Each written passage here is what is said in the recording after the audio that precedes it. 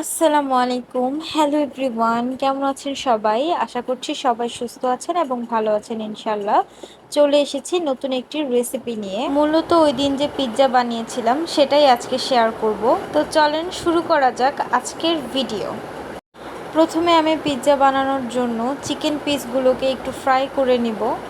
তো আমি চিকেনগুলোকে ছোট ছোট টুকরো করে নিয়েছি, সেগুলো গরম তেলের ভিতর দিয়ে আমি এটা একটু নাড়াচাড়া দিয়ে তেলের সাথে মিশিয়ে নিচ্ছি। তারপর এতে আদা রসুন বাটা অ্যাড করে দিব। এই তো কিছুটা যখন মিশানো হয়ে গিয়েছে, আমি এতে আদা রসুন বাটা অ্যাড করে দিচ্ছি।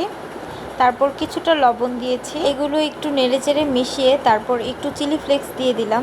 এটাও এবার ভালোভাবে মিশিয়ে একটু নাড়াচাড়া করে ভেজে নিচ্ছি।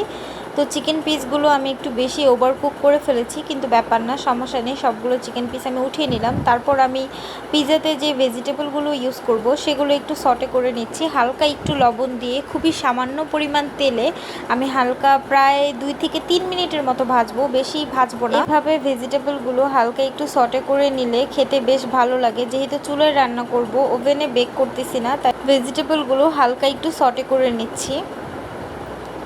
তো এই তো আমার কিন্তু সবগুলো ভেজিটেবল সটে করা হয়ে গিয়েছে। আমি এখানে হালকা একটু সল্ট ব্যবহার করেছিলাম।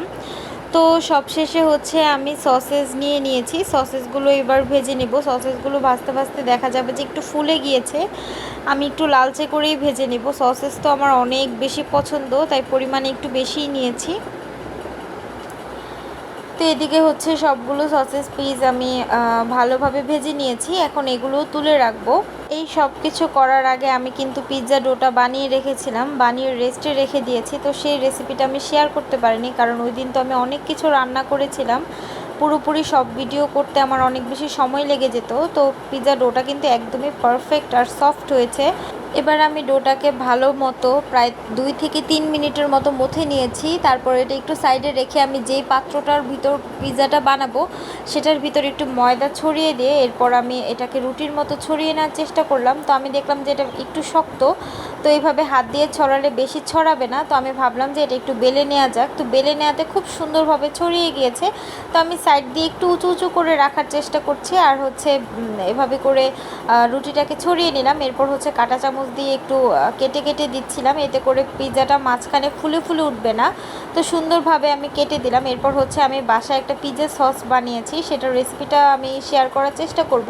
তো এরপর পিৎজা সসটা আমি হচ্ছে পুরো পিৎজার ভিতর ছড়িয়ে দিলাম। এরপর আমি বাসায় চিজ বানিয়েছিলাম, চিজের রেসিপিটা কিন্তু আমার পেজে আপলোড করা আছে। তো এরপর হচ্ছে চিজটা আমার পরিমাণে খুবই অল্প হয়ে গিয়েছিল, তো সমস্যা নেই, প্রথমবার চিজ বানিয়েছি, অল্পই বানিয়েছিলাম। তো এরপর হচ্ছে আমি যে ভেজে রেখেছিলাম চিকেন আর সসেস, সেগুলো কিন্তু ভরপুরভাবে দিয়ে দিচ্ছি। যেহেতু সসেস আমার অনেক বেশি পছন্দ, তাই সসেসটা একদম পুরো পিৎজাটা জুড়ে দিয়ে দিলাম।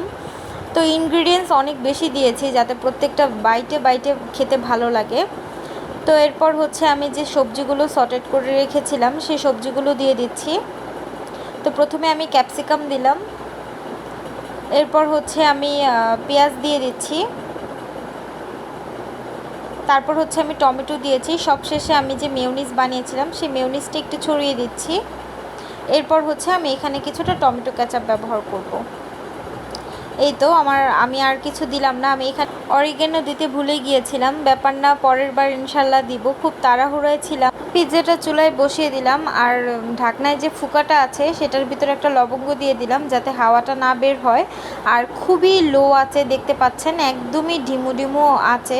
আমি এখন পিৎজাটা বেক করে নিব প্রায় 10 থেকে 15 মিনিটের মতো।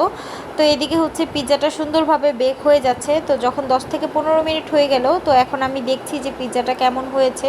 তো আমার কাছে মনে হয়েছে যে হ্যাঁ, কুক হয়ে গেছে। যদি এই পিৎজাটা আমি ওভেনে বেক করতাম তাহলে কিন্তু উপরেও খুব সুন্দর একটা কালার আসতো। তো যেহেতু চুলায় বেক করেছি, দেখুন নিচে একদমই লাগেনি, খুব সুন্দর হয়েছে। খেতেও কিন্তু খুবই বেশি দারুণ ছিল, মজা হয়েছিল, খুবই পারফেক্ট সফট। পিৎজাটা আমরা অনেক বেশি এনজয় করেছিলাম। সবচেয়ে বড় কথা হচ্ছে যে নিজে যে কোনো কিছু বানালেই কিন্তু নিজের কাছে অনেক বেশি মজা লাগে। তো আমারও কিন্তু একই অবস্থা, আমি কিন্তু নিজে বানিয়েছি বলে আমার কাছে হয়তো অনেক বেশি মজা লেগেছিল। তবে না, নাহিদও বলেছিল যে ওর কাছেও খুব বেশি ভালো লেগেছে। তো দেখুন নিচে একদমই লাগেনি, এই জিনিসটা আমার অনেক বেশি ভালো লেগেছিল আর খেতেও অনেক বেশি মজা ছিল। আমরা অনেক বেশি এনজয় করেছিলাম। তো এই ভিডিওটা ছিল বা এই পিৎজাটা বানিয়েছিলাম আমরা যেদিন ক্যান্ডেল লাইট ডিনারের আয়োজন করি সেদিন। তো ওই ভিডিওটাও কিন্তু আমার পেজে আপলোড দেওয়া আছে, আপনারা চাইলে কিন্তু চেক আউট করতে পারেন। তো চলে যাচ্ছে আজকের মতো, চলে আসবো নতুন কোনো ভিডিও নিয়ে। সে পর্যন্ত সবাই সুস্থ থাকুন, ভালো থাকুন। এই পর্যন্ত যদি আমার ভিডিওটি দেখে থাকেন তাহলে প্লিজ আমার পেজটি একটি লাইক দিয়ে, ফলো দিয়ে, কমেন্ট করে যাবেন। আসসালামু আলাইকুম সবাইকে, আল্লাহ হাফেজ।